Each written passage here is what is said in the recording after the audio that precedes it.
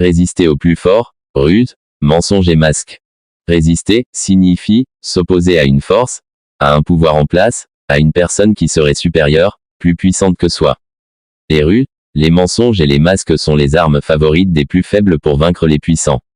La littérature met en scène de nombreux personnages rusés. La ruse et son fonctionnement sont au cœur de nombreuses intrigues destinées à faire rire, à dénoncer les défauts humains ou encore à délivrer une leçon de morale. De quelle manière la ruse permet-elle aux plus faibles de résister aux plus forts? De quelle manière la ruse se déploie-t-elle au sein des intrigues? Quels sont les effets produits sur le lecteur et le spectateur? Quelles sont les valeurs véhiculées par les ruses? La ruse et les différentes formes de ruse. La ruse est une des armes utilisées pour résister et pour vaincre les plus puissants.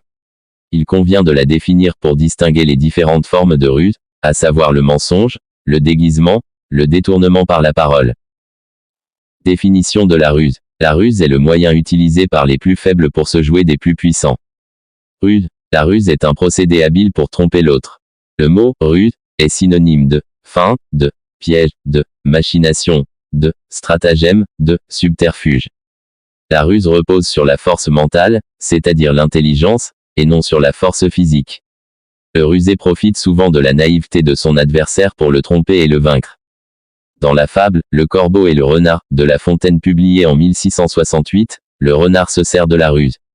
Il flatte le corbeau à propos de sa voix pour le tromper et lui faire lâcher le morceau de fromage qu'il tient dans son bec car le renard est affamé. B. Les différentes formes de ruse. La ruse peut prendre différentes formes dont les plus courantes sont le mensonge, le déguisement et le détournement par la parole. Le mensonge. Le mensonge est une des ruses les plus utilisées, par laquelle le personnage rusé parvient à convaincre sa victime d'une chose fausse. Le mensonge repose sur un travestissement de la réalité, un détournement de la vérité. Celui qui ment doit être intelligent et bien connaître la situation. L'adversaire doit être beaucoup plus naïf voire sot pour croire aux paroles mensongères. Le mensonge passe par les mots et invite le lecteur à être complice de cette ruse. Le lecteur, comme le personnage qui ment, comprend la situation dans laquelle se trouve la victime de la ruse. Les fourberies de Scapin, acte 3, scène 2. Scapin base sa ruse sur le mensonge. Comme le souligne la didascalie, il se fait passer pour les soldats et imite leurs paroles qui sont données entre guillemets dans la réplique. Son mensonge lui permet de tromper Géronte et de lui donner des coups de bâton. 2. Le déguisement. Le déguisement est une autre ruse. Le personnage rusé se déguise et trompe ainsi sa victime. La ruse par le déguisement repose sur l'apparence physique. Le personnage transforme son physique pour changer d'identité. Le rusé sait utiliser ce déguisement, cette fausse apparence, pour se jouer de celui qui semble le plus fort, de celui qui détient le pouvoir. Renard se déguise en pèlerin comme le souligne la mention des attributs typiques du pèlerin, l'écharpe, et le bourdon de frêne. Il dissimule sa ruse en faisant croire un changement et une complète obéissance au roi afin d'attirer sa confiance. Mais Renard se joue du roi en lui désobéissant puisqu'il va attraper Couard le lièvre pour se nourrir. Il se moque de la promesse faite au roi et il blasphème. Renard savait depuis le début que son déguisement allait tromper le roi. 3. Le détournement par la parole. La parole détournée est également une ruse utilisée par les personnages qui essaient de tromper. Pour cela, les personnages rusés doivent maîtriser le langage. Le détournement par la parole repose sur la bonne maîtrise du langage, sur l'intelligence du rusé et sur son art de la manipulation. Le personnage rusé parvient à retourner la conversation à son avantage pour renverser la situation, pour dominer l'autre. Il utilise bien souvent une argumentation fondée sur la mauvaise foi. Le loup et l'agneau, fable. Le loup ne tient pas du tout compte des réponses de l'agneau qui sont pourtant sensées. Le loup refuse d'en reconnaître la vérité et préfère les détourner dans une logique remplie de mauvaise foi. Il refuse la raison de la position physique de l'agneau, la raison de son jeune âge, la raison de l'absence de sa fratrie. Le loup ne cherche qu'à se venger par une telle ruse et à manger. 2. Les personnages rusés en littérature. La ruse est utilisée par des personnages bons qui sont obligés d'avoir recours à la tromperie et au mensonge pour se défendre contre plus fort qu'eux. Elle est aussi utilisée par des personnages mal intentionnés qui s'en servent par pur plaisir. Parmi les personnages rusés les plus célèbres, on peut citer Ulysse, le renard, les bourgeois et gens du peuple dans le genre de la comédie au théâtre. Ulysse est reconnu pour être le premier personnage rusé de la littérature. On le trouve dans l'Odyssée d'Homère. Grâce à sa ruse, il se tire de toutes les situations et parvient à rentrer chez lui. Ulysse est un personnage hors du commun, un héros doué de qualités exceptionnelles qui affronte de terribles épreuves lors de son retour dans son île natale, Ithaque, après la guerre de Troie. L'histoire d'Ulysse est racontée par Homère dans son épopée intitulée l'Odyssée qui vient du grec Odysseus et qui signifie Ulysse. L'Odyssée a été écrite par Homère entre les 9e et 8e siècles AV. JC. Épopée. Le mot « épopée » vient du grec hippo qui signifie « chant ». L'origine du mot rappelle le caractère oral du texte. Les récits étaient racontés et chantés devant un public par un chanteur appelé Aède, accompagné d'une lyre. Ulysse se distingue par son courage, par sa force, par sa générosité, par ses grandes qualités de chef, mais surtout par son intelligence. Il est reconnu pour ses nombreuses ruses. On le surnomme d'ailleurs le héros aux 1000 ruses. Fin du 8e siècle AV. JC. Pour sauver ses compagnons et pour échapper aux horreurs du Cyclope, Ulysse, fort rusé et très intelligent, cherche les moyens de le tromper et de le dominer. Il se joue de lui en falsifiant son nom pour passer par la suite inaperçu, en m'enivrant afin de lui faire vomir les compagnons dévorés et de lui planter le pieu dans son seul œil. B. La figure du renard. La littérature occidentale reprend volontiers l'image du renard qui est une figure rusée par excellence. Le renard conserve son caractère animal mais se dote de plusieurs caractéristiques humaines. Il est particulièrement utilisé dans les fables et a été rendu célèbre par le héros dans le roman de Renard. La ruse est souvent incarnée par un renard. Cet animal est reconnu pour sa fourberie, il attend la nuit tombée ou le calme quand chacun est occupé aux travaux des champs pour visiter le poulailler et manger des poules. C'est encore le renard qui rôde autour des maisons, silencieux, que baissé, pour venir voler de la nourriture. Dans les textes littéraires, le renard prend des caractéristiques humaines, il parle, il réfléchit, il monte à cheval, il porte des vêtements. Il conserve en revanche son attribut animal, la ruse. On retrouve la figure du renard rusé dans les fables dès l'Antiquité. Il est également présent dans les fables de La Fontaine au XVIIe siècle. Chez Ésope, on trouve la fable intitulée « Le chien, le coq et le renard ». Chez Phèdre, on trouve la fable intitulée « Le renard et le corbeau ». Chez La Fontaine, on trouve la fable intitulée « Le corbeau et le renard ». Le renard utilise la ruse pour parvenir à ses fins. Dans « Le corbeau et le renard » de La Fontaine, le renard se sert de la ruse pour faire lâcher au corbeau son morceau de fromage et le lui voler afin de le manger. Dans le roman de Renard, le renard est au centre du roman. Dans le roman de Renard, le héros s'appelle Renard. Au moyen GE, Renard se dit « Goupil ». Toutefois, le héros du roman a un tel succès que les gens se mettent à appeler le Goupil un renard. L'orthographe a évolué et a donné, en français moderne, Renard. Le roman de Renard raconte les aventures de Renard. C'est un personnage assez négatif qui utilise constamment la ruse pour tromper les plus puissants. Il gagne grâce à son intelligence malicieuse. Renard dénonce très souvent les injustices dont les plus pauvres et les plus faibles sont victimes. Renard souffre terriblement de la faim. Pour se nourrir, il se fait passer pour mort en s'étendant sur la route. Passe alors une charrette de pêcheurs qui reviennent chargés d'anguilles. Les hommes s'arrêtent. Croyant l'animal mort, ils ramassent le renard pour sa fourrure et le jettent dans la charrette. Pendant le trajet, Renard mange beaucoup d'anguilles et en vole d'autres. Plusieurs romans de la littérature jeunesse reprennent l'image populaire et célèbre du renard en prenant leur source dans le roman de Renard. Le roman de Renard de Jean-Marc Matisse et Thierry Martin, publié entre 2000 et 2009, est une bande dessinée qui adapte les aventures de Renard du roman de Renard. C'est les personnages rusés dans les comédies. Dans les comédies, les personnages les plus faibles de par leur rang social et de par leur statut économique cherchent bien souvent à se venger des plus forts et des plus puissants, les nobles. Ils utilisent la ruse pour résister, pour se venger des nobles, pour les duper. Le personnage du rusé n'est pas incarné par un seul personnage dans le théâtre comique. Les personnages rusés peuvent être des bourgeois ou des valets, des hommes ou des femmes. Les rusés ne sont pas les plus forts ni physiquement ni financièrement, ils usent de la ruse pour se défendre, pour se venger, pour ne plus être battus, pour ne pas être mariés, de force, etc. Dans Le Médecin malgré lui joué pour la première fois en 1666, Molière met en scène plusieurs personnages rusés. Martine, la femme, ruse pour se venger de Sganarelle, le mari, qui la bat. Sganarelle ruse pour soutirer de l'argent à Géronte. Souvent, les enfants des nobles rusent pour ne pas leur obéir. Dans Le Médecin malgré lui, Lucinde ruse en restant muette pour échapper au mariage décidé par son père Géronte. Elle détourne ainsi l'attention de son père. Celui-ci cherche désespérément un remède à son étrange maladie pour ne pas compromettre ses projets de mariage avec Horace pendant qu'elle prépare avec Léandre leur fuite afin de se marier tous deux. Molière est très largement influencé par le théâtre d'origine italienne, la Commedia dell'arte. Commedia dell'arte. La commedia dell'arte est un spectacle populaire qui est fait pour divertir. Le texte n'est pas écrit, le spectacle repose sur l'improvisation. Les personnages, facilement reconnaissables à leur costume et à leur masque, sont souvent les mêmes, le vieillard trompé, le valet fourbe, la belle jeune fille, etc. Le personnage de Sganarelle vient de la commedia dell'arte. C'est un personnage que l'on retrouve souvent dans les pièces de Molière. Sganarelle est un valet dans Le Médecin volant et dans Dom Juan. Sganarelle est un bourgeois parisien dans Sganarelle ou le cocu imaginaire, l'école des maris, le mariage forcé. Sganarelle est un bûcheron qui dépense l'argent du foyer et qui bat sa femme dans Le Médecin malgré lui. Le nom de Sganarelle vient de l'italien stimar qui signifie « ouvrir les yeux ». C'est donc un personnage qui parvient à ouvrir les yeux au spectateur, particulièrement par la ruse.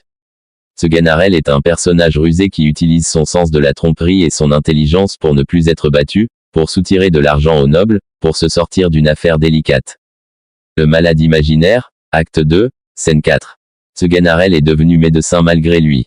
Personnage rusé, il fait en sorte de tourner cette situation à son avantage, éviter les coups de bâton de la part des jeunes gens, se moquer de Géronte et lui soutirer de l'argent.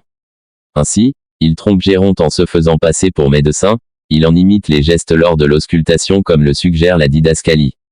Et pour poser le diagnostic, Sganarelle tourne en ridicule Géronte en accumulant des mots savants et des mots latins dans des phrases qui n'ont aucun sens. D. Les gens du peuple dans la farce et les fabliaux. Dans la farce et dans les fabliaux, les personnages rusés sont des gens du peuple. Socialement inférieurs aux gens riches, ils usent de la ruse pour se sortir de situations délicates et injustes. Farce. La farce est apparue au moyen GE. C'est une pièce comique très courte fondée sur une intrigue simple. Cette pièce était jouée pour distraire le public lors des longues représentations des mystères, pièces religieuses. La farce était jouée à la pause, à l'entracte. L'intrigue de la farce est simple. Les personnages sont le plus souvent empruntés à la vie quotidienne. La farce fait intervenir la ruse qui est utilisée par le plus faible comme une arme de défense face au plus fort, face à une injustice. La farce de Maître Patelin est l'histoire d'un berger accusé d'avoir tué les moutons de son maître. Il a pour avocat Maître Patelin. La ruse du berger consiste à se faire passer pour idiot en ne répondant aux questions que par « beh » pour montrer qu'il ne sait pas parler. Fabliau. Le fabliau est un court récit imaginaire écrit à l'origine en vers avant d'être traduit en prose. Au moyen GE, les poètes jongleurs les racontaient pendant les veillées et les fêtes. L'intrigue des fabliaux est simple. Elle est centrée sur une anecdote. Le but de ces récits est de faire rire de la vie quotidienne, de donner une leçon de morale pour dénoncer les injustices sociales ou le manque de rigueur morale et religieuse. Le fabliau met en scène un nombre restreint de personnages qui généralement s'opposent par leur milieu social et leur attitude morale. Les prêtres et les paysans y sont souvent représentés. Les personnages ont recours à la ruse pour se défendre, pour se sortir de situations compromettantes, pour obtenir de la nourriture, pour obtenir la grâce de Dieu. Le Testament de l'âne est un fabliau de la deuxième moitié du XIIIe siècle, écrit par Rutebeuf. Il met en scène un prêtre riche qui économise beaucoup contrairement à un évêque qui dépense tout. À la mort de son âne, le prêtre décide de l'enterrer dans le cimetière. L'évêque le convoque et le menace de châtiment, c'est un lourd péché de donner une sépulture aux bêtes. Pour éviter la punition, le prêtre, plus rusé que son supérieur l'évêque, retourne la situation à son avantage en lui disant que l'âne a bien travaillé toute sa vie et a économisé de l'argent. Il explique que l'animal avait prévu une somme pour l'évêque. Celui-ci, en manque d'argent, accepte. Le prêtre se sort de cette impasse grâce à sa ruse. 3. Le fonctionnement des ruses au sein des œuvres littéraires. Pour que les ruses fonctionnent au sein des œuvres littéraires, il est nécessaire de réunir certains éléments, un maître du jeu, une intrigue simple et bien construite avec un rebondissement. Enfin, il faut provoquer le rire du lecteur ou du spectateur. Ces éléments permettent à l'histoire de bien fonctionner car la ruse, placée au cœur du récit, est un moteur de l'intrigue. Un maître du jeu et une intrigue ficelée. Pour que la ruse fonctionne, le maître du jeu est toujours le personnage rusé.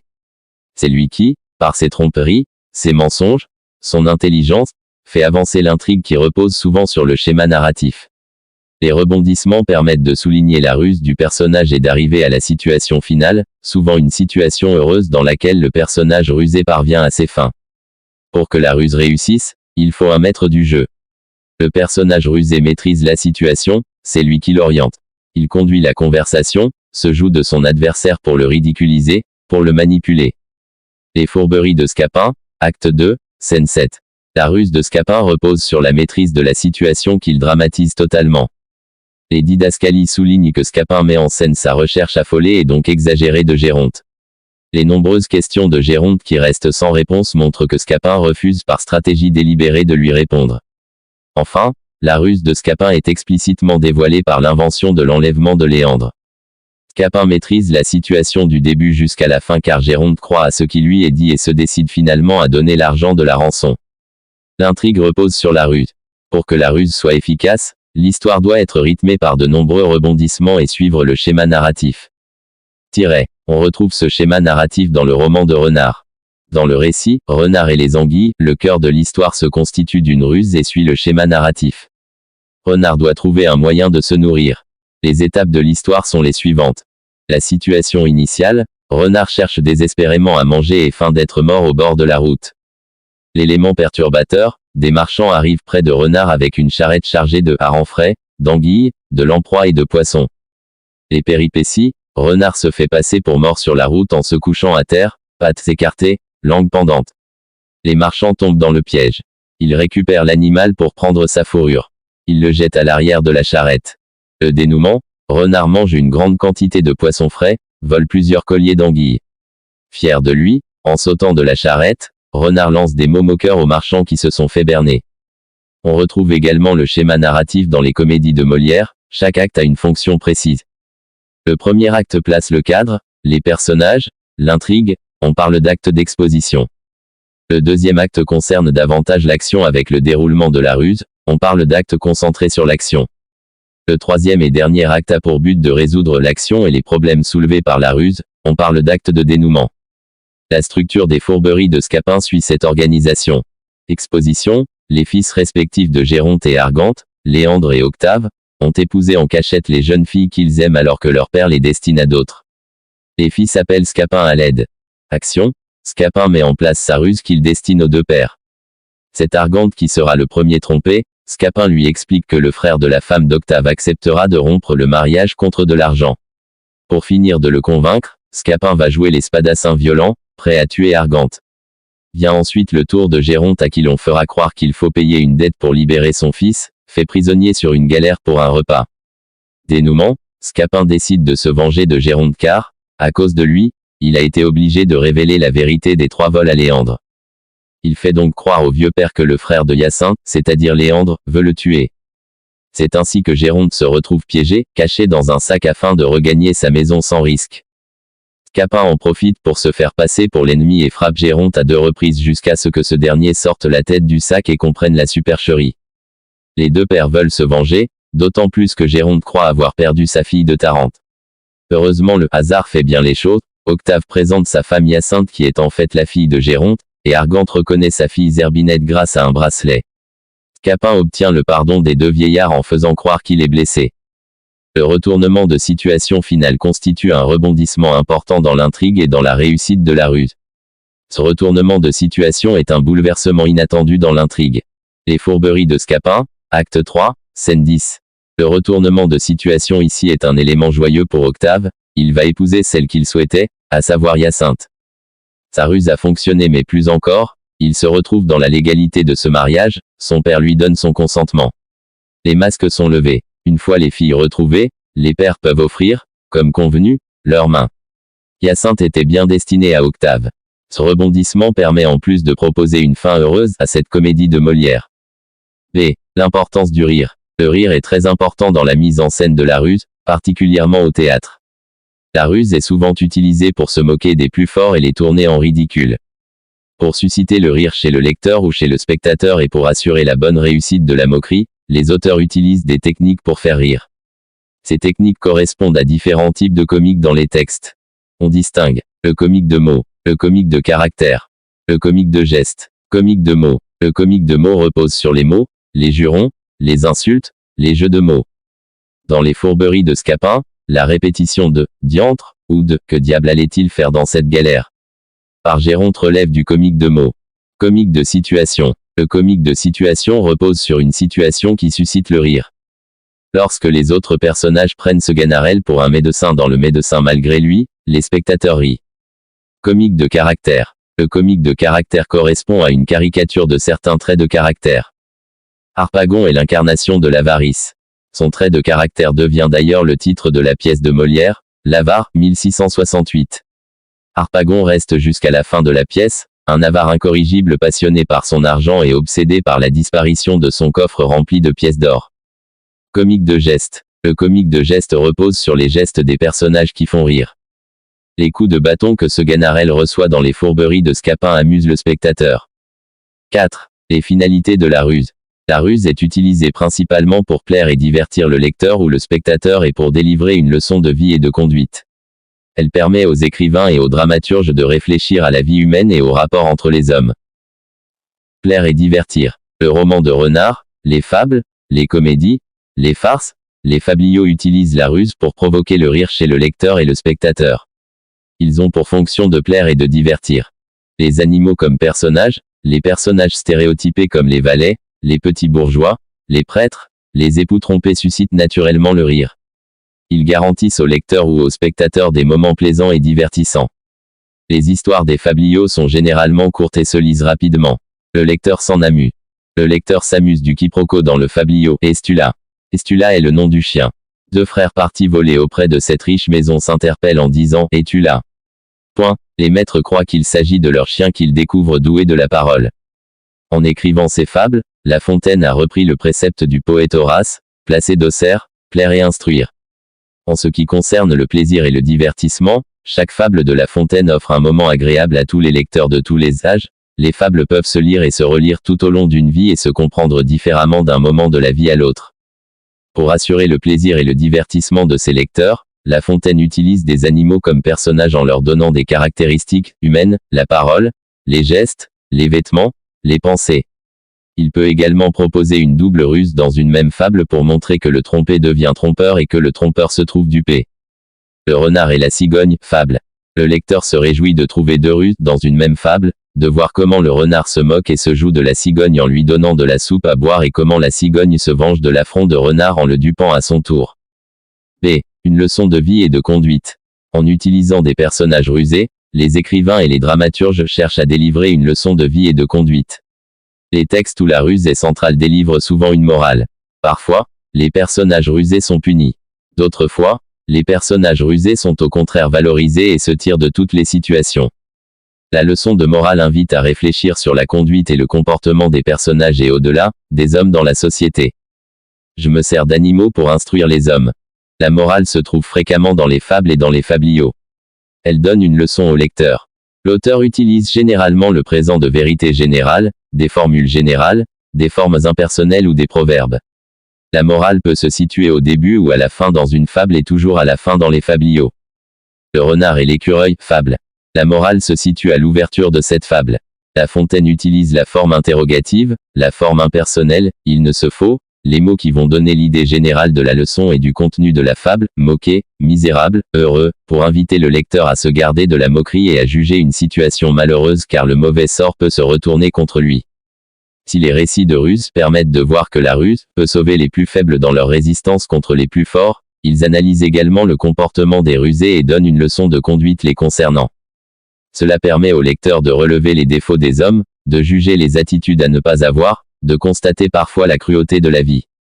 Parfois, la ruse se retourne contre le rusé, pris à son propre piège.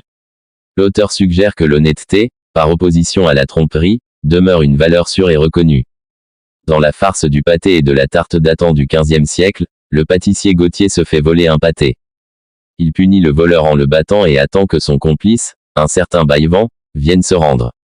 Baillevent veut user d'une ruse pour voler une tarte supplémentaire. Arrivé chez le pâtissier, il se fait passer pour un noble ayant commandé une tarte. Mais le pâtissier et son épouse, Marion, déjouent sa ruse en le reconnaissant et lui administrent une correction qui est loin d'avoir la douceur d'une tarte sucrée.